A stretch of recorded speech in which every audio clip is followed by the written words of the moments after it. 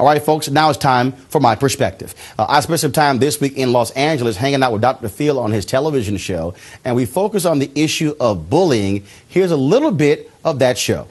Part of the problem we have today is we have these domestic terrorists who are going to school, and we got punk parents who refuse to control their own children, and they're sending them to school, and that's why we have problems.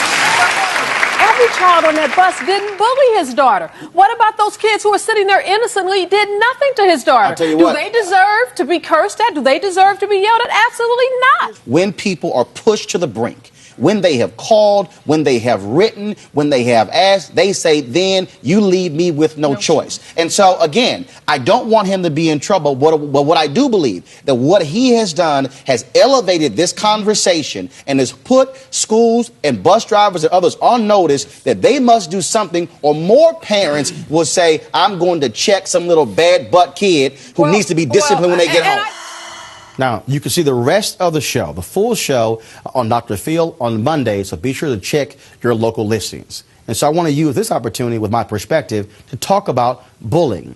I fundamentally believe that the only way we're going to combat the issue of bullying in school is when we actually do begin to confront parents. We have far too many parents who are sending what I call domestic terrorists to school, who are terrorizing other students, who are attacking them, who are beating them down verbally. Now, school districts sit here and say that, well, we're doing something about it. We have a zero tolerance policy.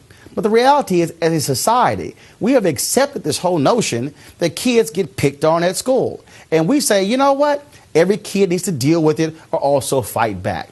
But the bottom line is, it is troubling when you are a child going to school and folks are constantly picking on you because you can't focus on your schoolwork.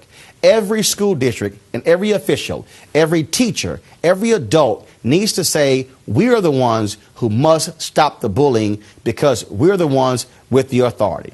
That's my perspective, and what's yours?